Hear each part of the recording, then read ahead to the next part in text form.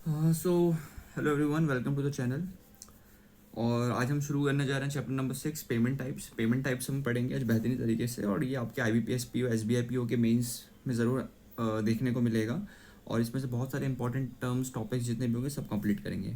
और आज के सेशन में हम बैंकिंग का सबसे इंपॉर्टेंट जो चैप्टर होगा उसको बड़े तरीके से कंप्लीट भी कर लेंगे। साथ में कुछ एग्जाम ओरिएंटेड अप्रोच के साथ डिटेल में समझेंगे। इस चैप्टर में हर एक बैंकिंग इंश्योरेंस एग्जाम्स के लिए ये बहुत इंपॉर्टेंट टॉपिक रहने वाला है। ठीक है, तो आज हम क्या क्या पढ़ने वाले हैं। आज हम पढ़ने वाले हैं SI स्टैंडर्ड इंस्ट्रक्शन के बारे में, debit card, credit card, Visa, master card, NPCI and operations, payment settlement systems के बारे में क्या क्या होते हैं, UPI, भीम, IFSC, NEFT, RTGS, IMPS, swift, currency notes और अदर डिनोमिनेशंस के बारे में भी देख लेंगे। लास्ट में POS, point of sale terminals के बारे में पढ़ेंगे। ठीक है, तो स्टार्ट करते हैं। पहला जो हमारा टर्म है वो है स्टैंडिंग इंस्ट्रक्शन के बारे में। हम यहाँ से पढ़ना शुरू करते हैं। स्टैंडिंग इंस्ट्रक्शन क्या होता है इसको पढ़ते हैं। देखो, it is a instruction order a bank account holder gives to his her bank to pay a set of the amount at a regular bank intervals to another account. ठीक है, देखो स्टैंडर्ड इंस्ट्रक्शन SI का मतलब है कि account holder को पहले से इंस्ट्रक्शन दे देता है। अकाउंट होल्डर को पहले से क्या दे देता है, इंस्ट्रक्शन दे देता है कि हर मंथ या फिक्स टाइम पर एक फिक्स अमाउंट ऑटोमेटिकली किसी दूसरे अकाउंट में ट्रांसफ़र कर दिया जाए। ठीक है, एग्जाम्पल में क्या है, salary payments, payment of bills, electric bills, payment of the loan, inter account transfer of funds. आप देखा होगा ना आपने, लाइक वो भरते होगे फ़ोन पे, पेटीएम पे, जब आप भरते हो तो वहाँ पर ऑटो पे समवॉट आता है, तो वैसे ही रिलेटेबल ये चीज़ें रहती हैं। ठीक है, और लाइक सैलरी पेमेंट ऑटोमेटिकली भेजना, इलेक्ट्रिसिटी वाटर बिल ऑटोमेटिकली पे करना, लोन की EMI ऑटोमेटिकली डिडक्ट करना। ठीक है, अपने एक अकाउंट से दूसरे अकाउंट में ऑटोमेटिक फंड ट्रांसफ़र करना। ठीक है, ये बात याद रखना। अब अगर आपसे पूछा जाए कि SI क्या होता है, स्टैंडिंग, देखो SI सिंपल इंटरेस्ट भी होता है, बट बैंकिंग टर्म से स्टैंडिंग इंस्ट्रक्शन की बात कर रहे हैं, जिसमें आपका फिक्स्ड, ठीक है, fixed amount plus fixed time plus automatic payment. ठीक है, ये इसके टर्म्स होते हैं। ठीक है, तो बढ़िया तरीके से समझा दिया। अब आगे बढ़ते हैं। हो जाता है कभी कभार। आगे बात करते हैं डेबिट कार्ड, क्रेडिट कार्ड के बारे में हम बात करेंगे ऐसे। ठीक है, चलो शुरू करते हैं। Both are plastic cards that work on some financial platforms like Visa, master card, RuPay. देखो, डेबिट कार्ड और क्रेडिट कार्ड दोनों प्लास्टिक कार्ड्स होते हैं। ये वीज़ा, मास्टर कार्ड, रुपे जैसे पेमेंट्स नेटवर्क पर काम करते हैं।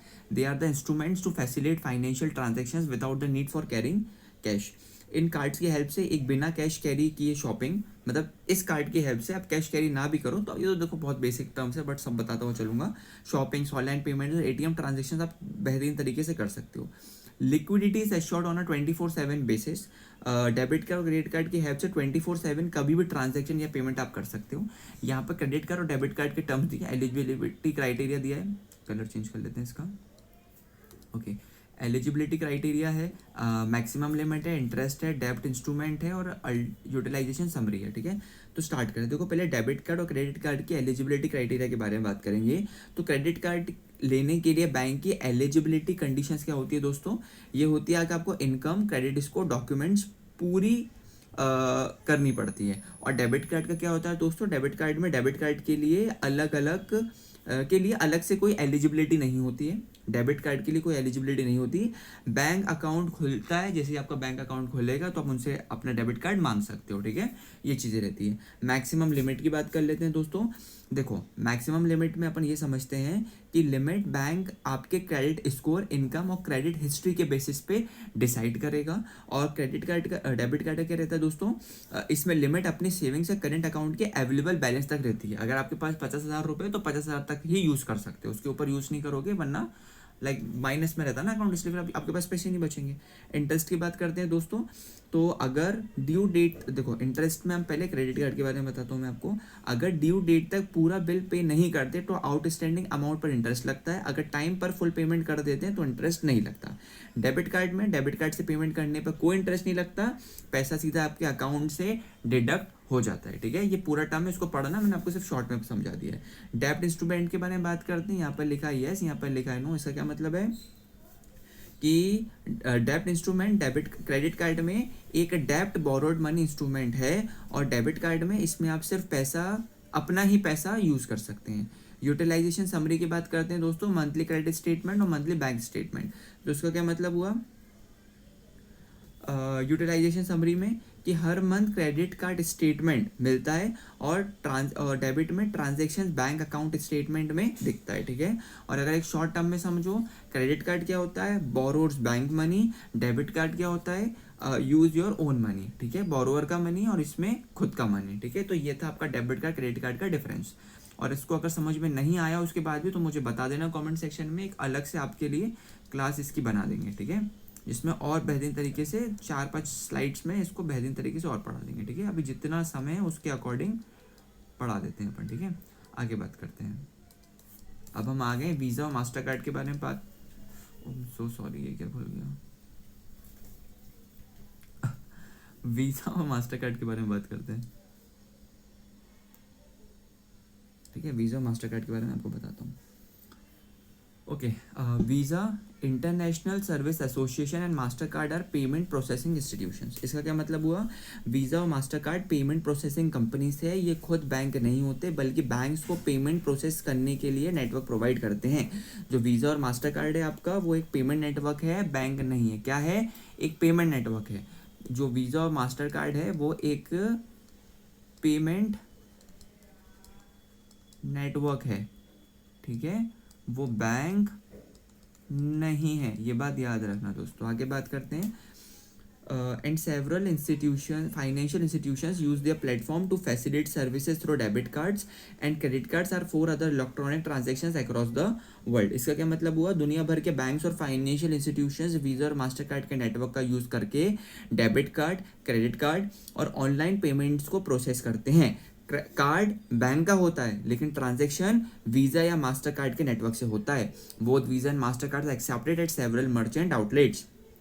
इसका क्या मतलब हुआ, वीज़ा और मास्टर कार्ड दोनों को ज़्यादातर शॉप्स, मॉल्स, रेस्टोरेंट्स और ऑनलाइन वेबसाइट्स पर पेमेंट के लिए एक्सेप्ट किया जाता है। एक चीज़ याद रखना, वीज़ा और मास्टर कार्ड क्या है, world wide accept payment networks हैं। आगे बात करते हैं। NPCI developed RuPay platform developed by Indian on May 8, 2014। इसका मतलब हुआ कि इंडिया ने अपने खुद के पेमेंट नेटवर्क रुपे डेवलप किया है, जिसे NPCI national payment corporation of India ने लॉन्च किया था। कब किया था लॉन्च दोस्तों, याद रखना 8 मई 2014, ये बात याद रखना, ठीक है। और जो NPI launch a subsidiary called NPCI international payments limited NIPL on August 19, 2020 to increase the globalisation and availability of RuPay in foreign markets, ठीक है। तो इसका क्या मतलब हुआ, रुपए को इंटरनेशनल लेवल पर, किस पे, इंटरनेशनल लेवल पर पहुंचाने के लिए NPCI ने 19 अगस्त 2020 को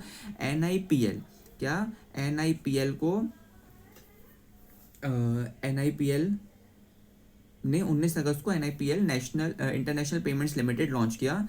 इसका पर्पस रुपए के फॉरेन मार्केट्स, फॉरेन कंट्रीज में भी एक्सपेंड करना था, ठीक है। तो ये था वीज़ा और मास्टर कार्ड।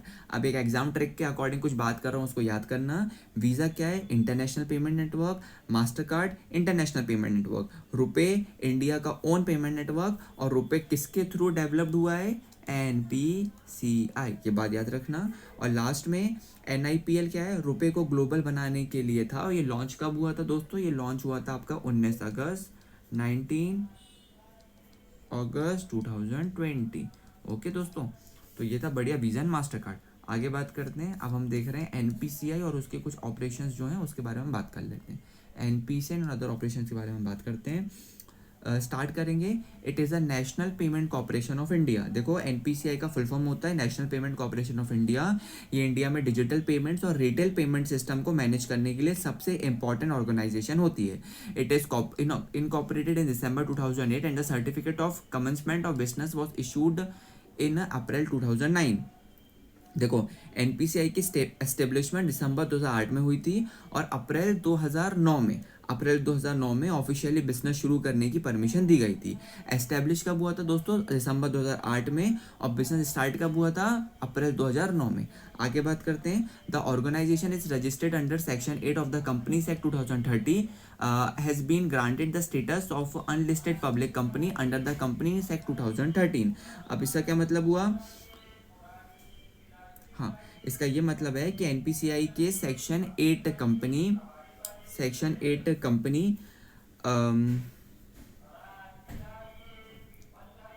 एक मिनट, ज़रा कोई निकल रहा है रास्ते में से तो शोर आ रहा है, जस्ट एक मिनट रुकना दोस्तों, हाँ, जब तक इसको पढ़ लो आप लोग। जैसे ही शोर कम होता है वापस स्टार्ट कर रहा हूँ।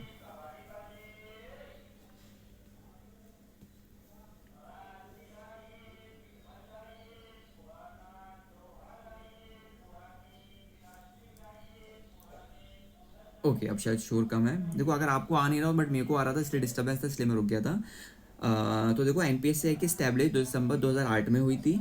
और उसके बाद से मैं क्या पढ़ा रहा था, कहाँ पर आ गया, ये पढ़ा रहा था ना मैं, ऑर्गेनाइजेशन सेक्शन 8 वाला, हाँ। देखो, NPCI का एक सेक्शन 8 कंपनी है, मतलब इसका मेन ऑब्जेक्टिव है पब्लिक सर्विसेज है, प्रॉफिट कमाना नहीं। इसका मेन ऑब्जेक्टिव है सिर्फ पब्लिक सर्विस, प्रॉफिट ये कमाने का उद्देश्य से नहीं होता।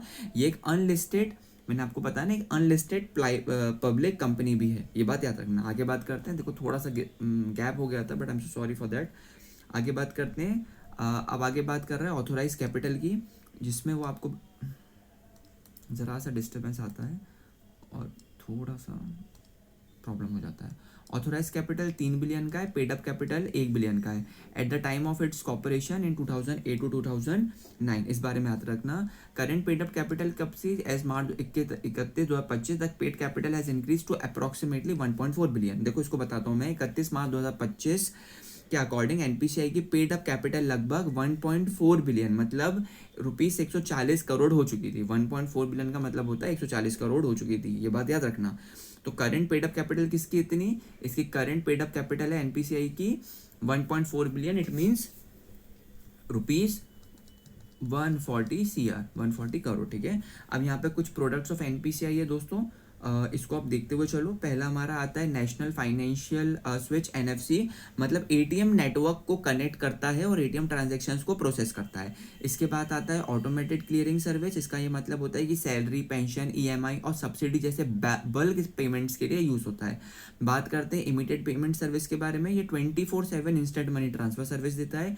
Check transaction truncation transaction system, sorry. तो ये क्या होता है, ये चेक की फिजिकल मूवमेंट की डिजिटल की जगह, मतलब लाइक चेक की जो फिजिकल मूवमेंट होती है उसकी जगह डिजिटल इमेज से चेक क्लियर होता है, ये बात याद रखना। अब बात करते हैं आधार पेमेंट ब्राइट सिस्टम के बारे में। ब्रिज सिस्टम मतलब गवर्नमेंट सब्सिडीज और DBT, डायरेक्ट बैंक ट्रांसफर को आधार के थ्रू ट्रांसफर करता है, ठीक है। अब बात करेंगे रुपए के बारे में। रुपए भी थोड़ी देर पहले पढ़ाया भी था। रुपे कार्ड मैंने पिछली क्लास में पढ़ाया था, सॉरी। तो रुपे कार्ड क्या होता है, इंडिया का अपना कार्ड पेमेंट नेटवर्क होता है। फिर आता है आधार इनेबल्ड पेमेंट सिस्टम, AEPS, जिसको हम बोलते हैं आधार और फिंगरप्रिंट के थ्रू बैंकिंग ट्रांजेक्शन। फिर आता है भारत पे payment system, electricity, water, gas, mobile recharge जैसे बिल्स पे करने का प्लेटफॉर्म होता है। फिर आपका UPI आता है। UPI आपको पता होगा, मोबाइल से instant bank to bank transfer.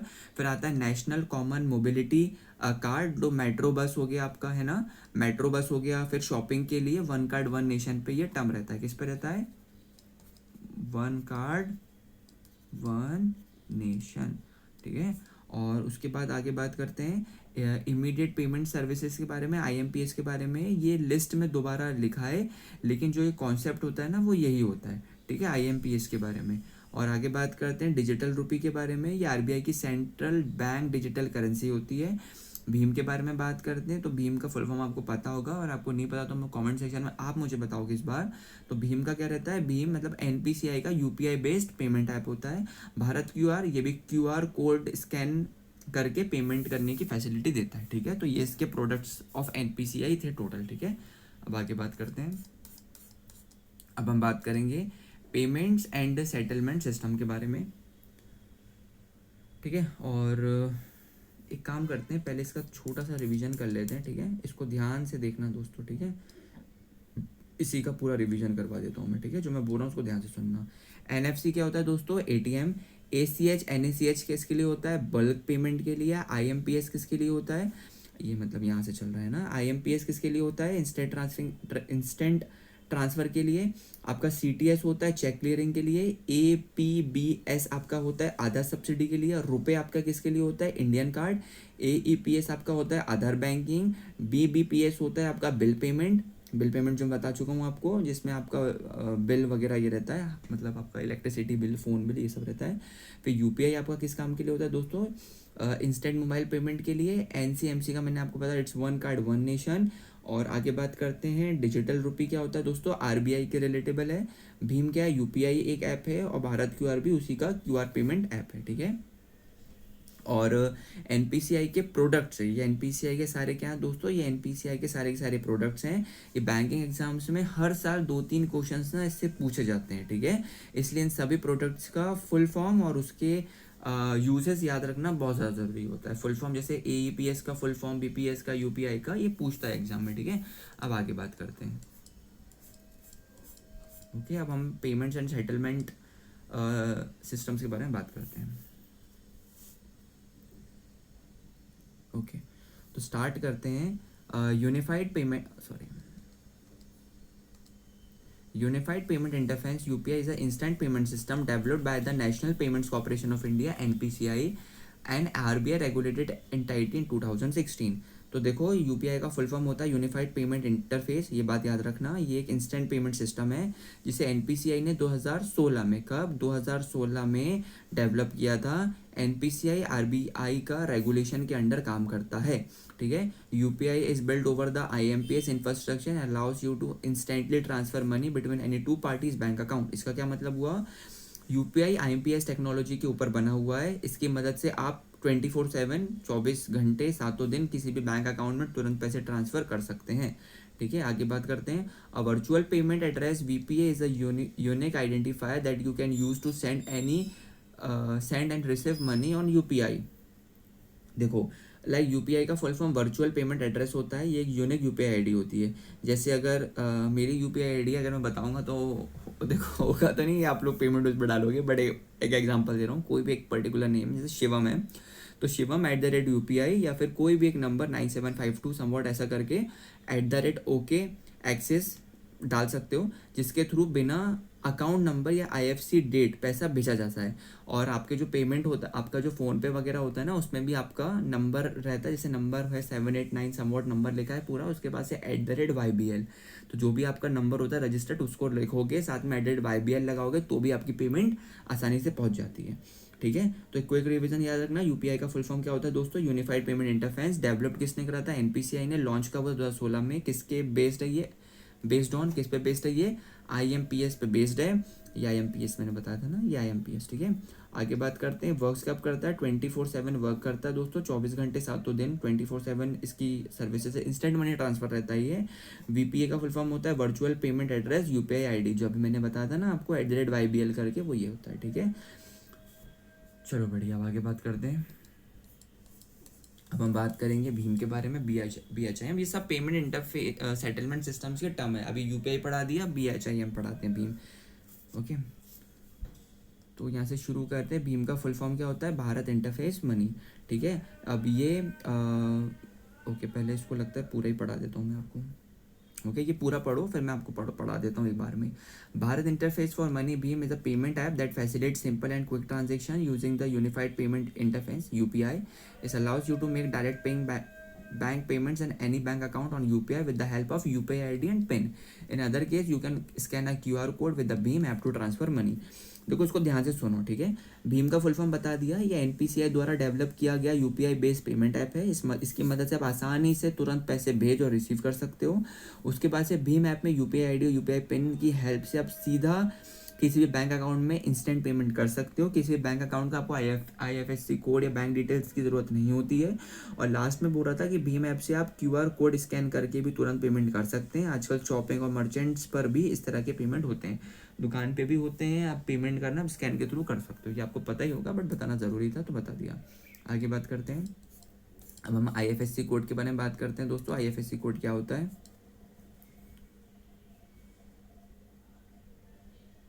ठीक है। तो देखो, it is the Indian financial system code. IFSC का फुल फॉर्म यहाँ लिखा हुआ है, और ये हर ब्रांच का यूनिक आइडेंटिफिकेशन कोड होता है। It is an alpha numeric code and identifies any branch under the NEFT system. तो देखो, आईएफएससी का एक अल्फा न्यूमेरिक कोड होता है, यानी इसमें लेटर्स और नंबर्स दोनों होते हैं। इस कोड से नेफ्ट सिस्टम में बैंक की ब्रांच को आइडेंटिटी किया जाता है, ठीक है।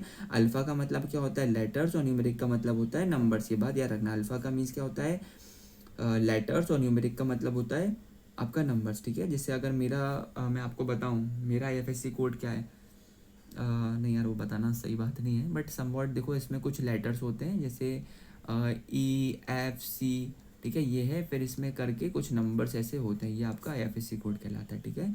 और ये 11 डिजिट का कोड होता है, इसमें 4 अल्फ़ा कैरेक्टर होते हैं और उसमें लास्ट में 6 डिजिट्स होते हैं, ये बात याद रखना, ठीक है। मतलब 4 अल्फ़ा कोड होंगे, जैसे 4 अल्फ़ा कोड है मतलब यहाँ पर एक और एक लगा दो EFC, फिर आपका 0 आएगा, फिर लास्ट की 6 डिजिट्स होंगी समवॉट कुछ भी। अब यहाँ पर 2 नंबर कुछ भी हो सकते हैं, ठीक है।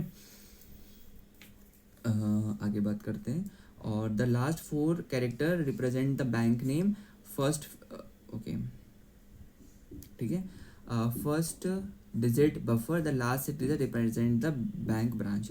अब इसका क्या मतलब हुआ कि देखो जो IFSC कोड के पहले 4 लेटर्स बैंक के नाम पे बताते हैं, और जैसे अगर आपको एक एग्जांपल मैं देता हूँ, यहाँ पर अगर मैं बोल रहा हूँ आपको SBI, ठीक है SBI है, तो उसका क्या मतलब दोस्तों, स्टेट बैंक ऑफ इंडिया, उससे ये मतलब था, ठीक है। और आगे बैंक नेम हो गया। फिर 5th डिजिट बफर क्या होगा ये, इसका मतलब है कि IFSC कोड का 5th डिजिट हमेशा 0 होगा। ये जो था ना 4 डिजिट के बाद आपका क्या आएगा, एक 0 आएगा, ठीक है। उसके बाद से इसे बफर कैरेक्टर कहते हैं। 5th कैरेक्टर क्या होता है आपका, हमेशा 0 होता है। जो आपका ये 5th कैरेक्टर है ना, 5th, ये क्या है, हमेशा 0 होगा। आगे बात करते हैं, जो लास्ट के 6 डिजिट्स होते हैं ना वो बैंक के ब्रांच को बताते हैं, ठीक है, स्पेसिफिक ब्रांच को आइडेंटिफाई करते हैं, ठीक है। ये पूरा टर्म था। अब इसका क्विक रिवीजन सेगमेंट अगर मैं आपको बताऊं तो ध्यान से समझना। IFSC का फुल फॉर्म होता है Indian financial system code. Use किसके लिए होता है, नेफ्ट और RTGS के लिए। टोटल 11 कैरेक्टर होते हैं। स्टार्टिंग के जो 4 होते हैं वो आपके बैंक नेम के होते हैं। 5th लेटर आपका बफर होता है जिसको हम 0 बोलते हैं, और लास्ट 6 ब्रांच के कोड को आइडेंटिफाई करते हैं। ओके दोस्तों, तो IFSC कोड इतना था, ये बड़े तरीके से समझा दिया। आगे बात करते हैं, नेफ्ट के बारे में बात करेंगे। अभी जैसे आपने यहाँ पढ़ा था ना, अभी आपने सोचा ये नेफ्ट क्या हो गया, हम नेफ्ट के बारे में बताया नहीं, तो दोस्तों धीरे धीरे करके सब चीज़ें नीचे क्लियर होते हुए चलेंगी, बस ध्यान से पढ़ते हुए चलो। नेफ्ट के बारे में हम यहाँ से बात करना शुरू करते हैं। It is a nation wide payment system facilitating 1-to-1 funds transfer. इसका क्या मतलब हुआ, नेफ्ट एक nation wide electronic payment system है जिसके थ्रू आप एक बैंक अकाउंट से दूसरे बैंक अकाउंट में पैसे ट्रांसफ़र करते हो, ठीक है। नो लिमिट फॉर मिनिमम और maximum accounts of transfer, however for amounts of ₹2 lakh and above RTGS is used.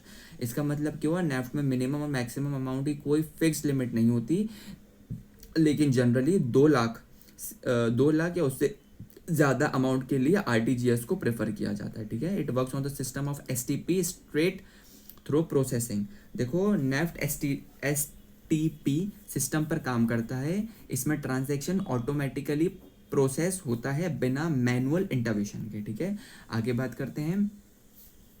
It promote digital transaction. The RBI has allowed the round the clock 24/7 transaction facility under the NEFT NEFT systems to customers. इसका क्या मतलब हुआ, इसका ये मतलब है कि इसमें डेट मेंशन थी क्या, हाँ यहाँ पर डेट भी है, including weekends holidays from December 16, 2019। अब मैं यहाँ से बताता हूँ आपको।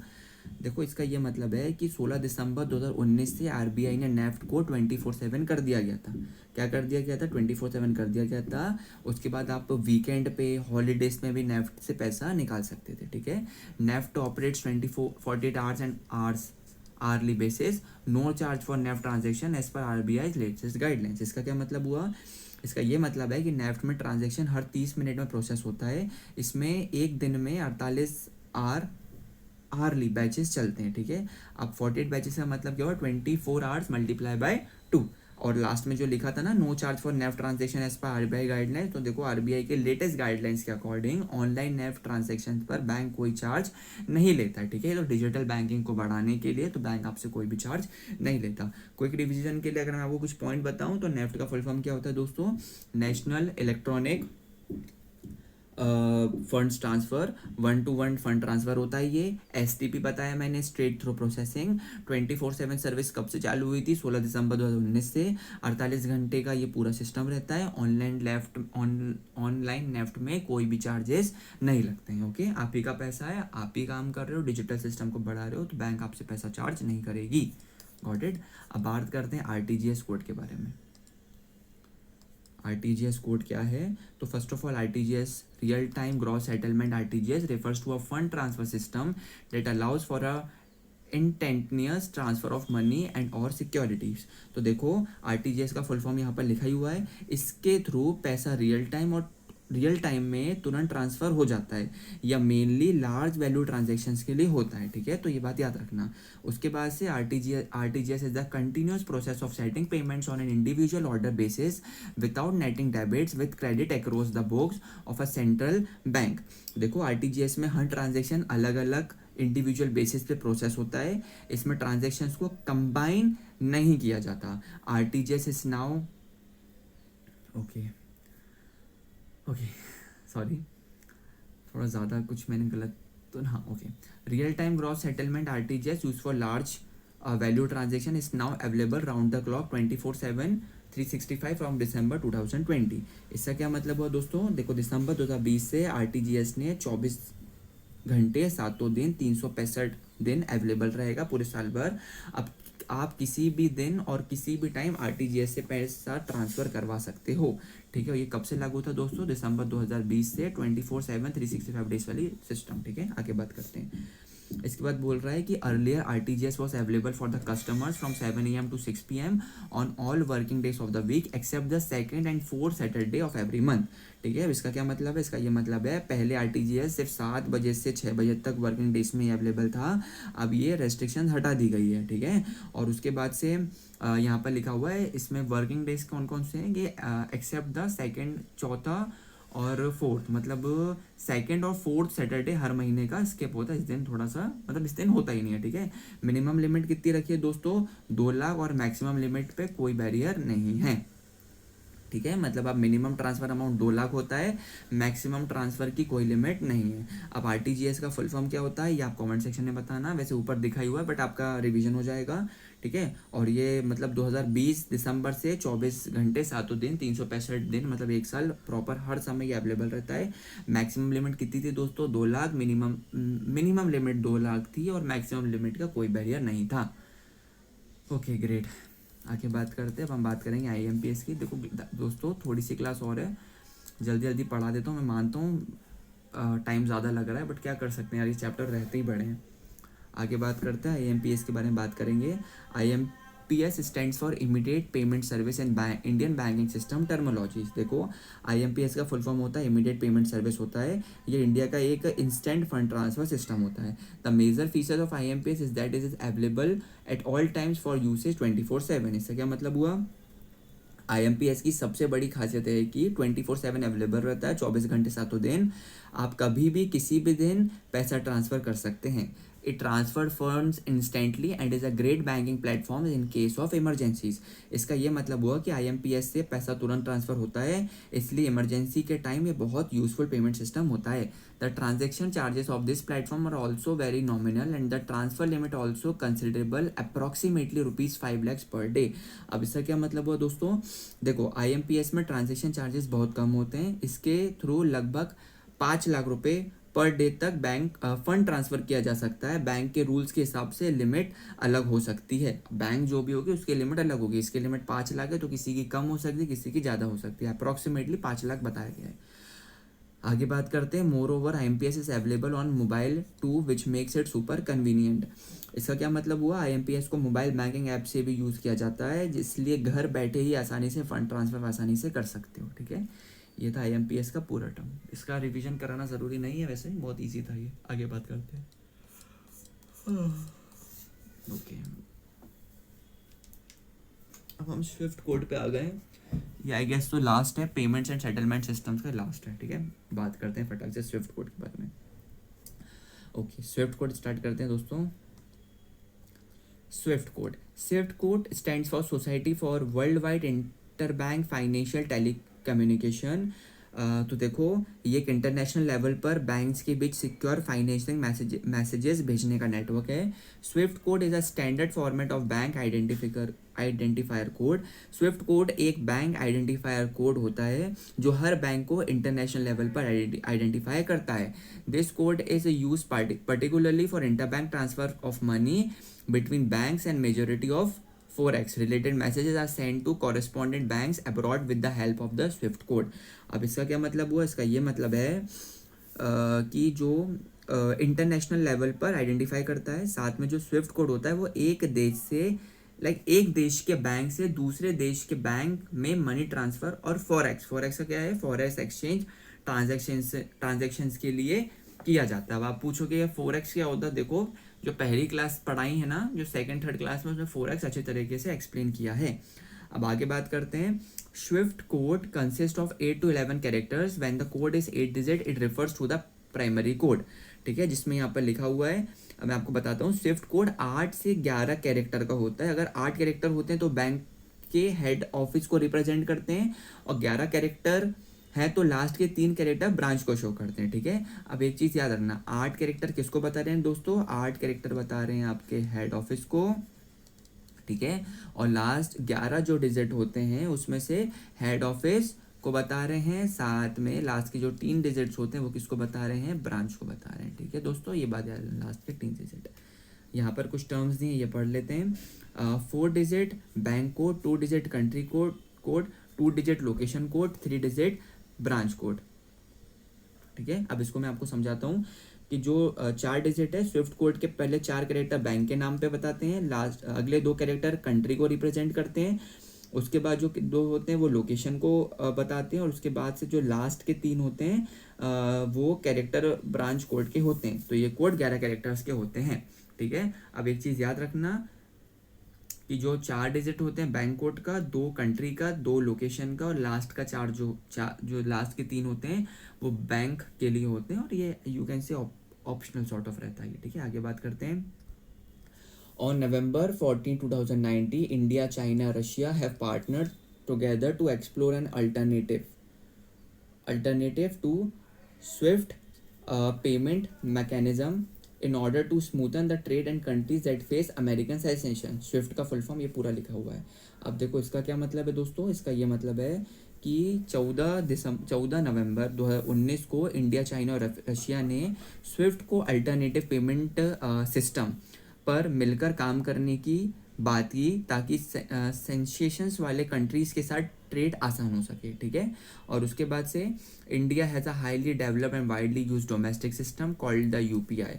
तो इंडिया के अंदर डोमेस्टिक पेमेंट्स के लिए यूपीआई, यूनिफाइड पेमेंट इंटरफेस, सबसे पॉपुलर और एडवांस पेमेंट सिस्टम माना जाता है। ठीक है, इंटरनेशनल के लिए दोस्तों क्या होता है, स्विफ्ट, और हमारे नेशन डोमेस्टिक के लिए यूपीआई। गॉट इट, आगे बात करते हैं। ठीक है, ओके चलो ठीक है, इसका थोड़ा रिवीजन कराना बनता है, इसका रिवीजन मैं बताता हूँ आपको, ध्यान से सुनना। सबसे पहले स्विफ्ट का फुल फॉर्म होता है society for world wide inter bank financial telecommunication. किस लिए यूज़ होता है दोस्तों, इंटरनेशनल मनी ट्रांसफ़र के लिए। ठीक है, और साथ में इसकी लेंथ क्या होती है, 8 से 11 कैरेक्टर होता है। स्टार्टिंग के 4 कैरेक्टर बैंक के लिए, फिर 2 कैरेक्टर कंट्री के लिए, 2 लोकेशन के लिए, और 3 ब्रांच के लिए। और डोमेस्टिक अल्टरनेटिव इंडिया का क्या है दोस्तों, यूपीआई। यूपीआई का full form unified payment interface.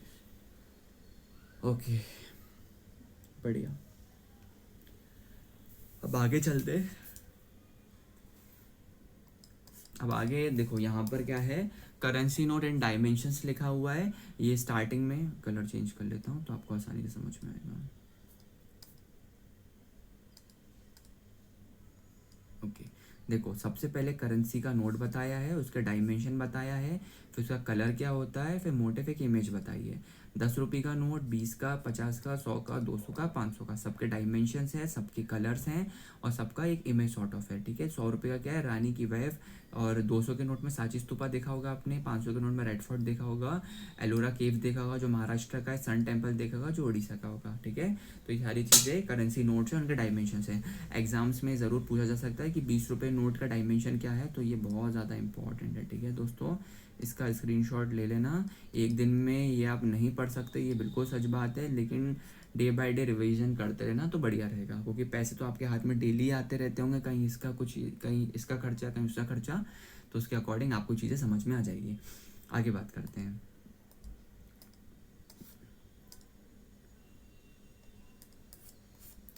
अब कुछ इसमें फैक्ट वगैरह ये दिए हुए हैं, ये पढ़ा देता हूँ, फिर लास्ट आपका POS टर्मिनल होगा, क्लास खत्म हो जाएगी। बस थोड़ा दोस्तों साथ बनाए रखो। ठीक है, स्टार्ट करते हैं।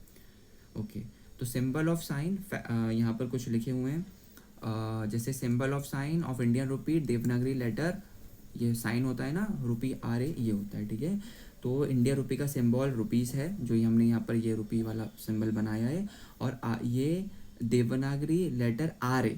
ठीक है, जो देवनागरी का लेटर होता है RA, ठीक है, ये उससे इंस्पायर होके बनाया गया था, ठीक है। तो इंडिया करेंसी सिंबल क्या होता है, बहुत बेसिक है, आपको पता होगा, ये हो गया।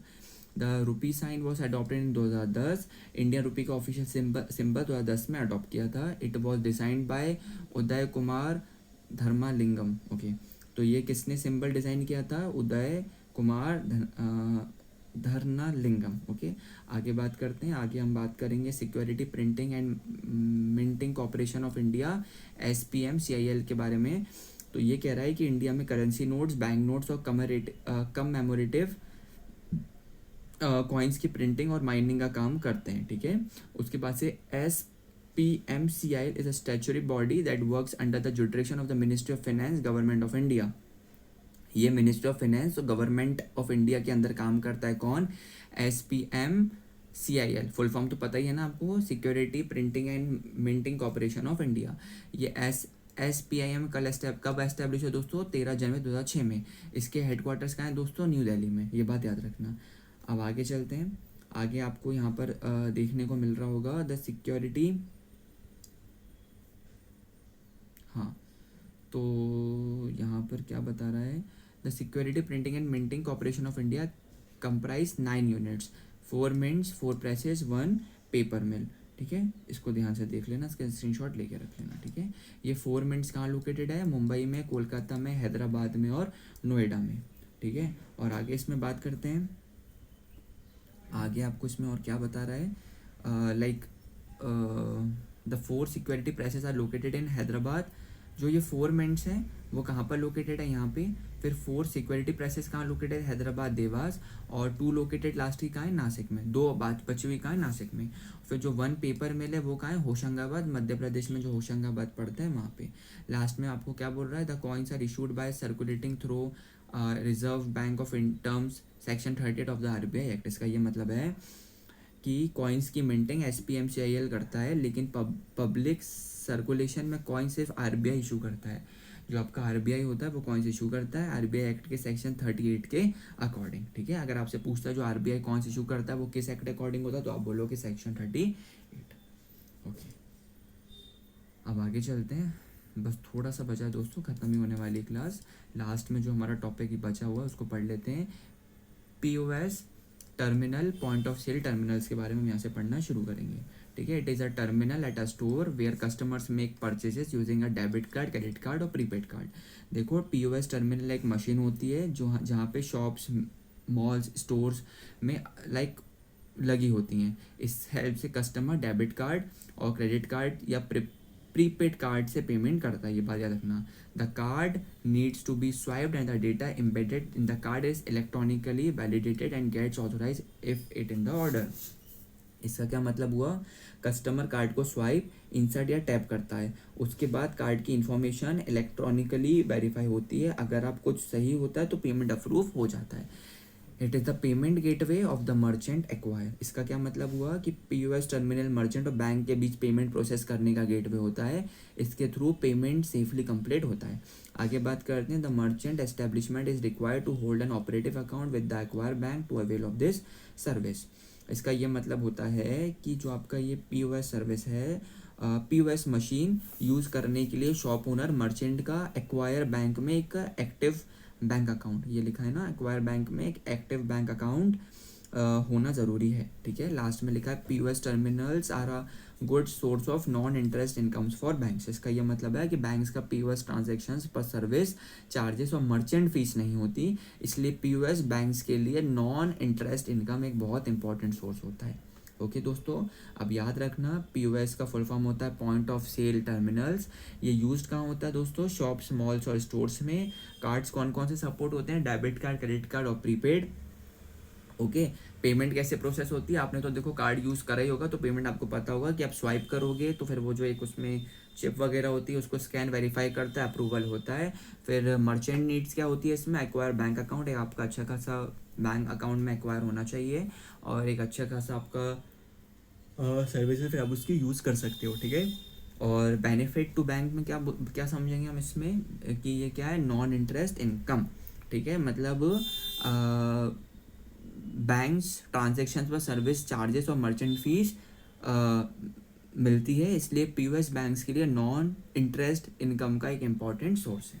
ठीक है, तो ये था पूरा टॉपिक, और आज के सेशन में हमने चैप्टर 6 बेहतरीन तरीके से कंप्लीट कर लिया है। और कुछ समझ में नहीं आया हो तो आप मुझे कमेंट सेक्शन में बता देना। बाकी मुझे प्रॉपर उम्मीद है कि यार देखो समझ में तो आया होगा, बट हो सकता है क्लास बहुत लंबी थी आज की थोड़ा हो सकता है कुछ चीज़ समझ में ना आई हो तो कमेंट सेक्शन में बता देना। बाकी अब नेक्स्ट वीडियो में नेक्स्ट चैप्टर हम नेगोशिएटेबल इंस्ट्रूमेंट्स पढ़ेंगे। ठीक है, और उसको भी बड़े तरीके से कंप्लीट करेंगे। तो बाकी मिलते हैं फिर एक नई क्लास के साथ, तब तक के लिए अपना ध्यान रखो, अपना ख्याल रखो, पढ़ाई करते रहो। और बाकी मिलते हैं फिर एक नए सेशन के साथ, तब तक के लिए जय हिंद, जय भारत, शिवम तिवारी साइनिंग ऑफ।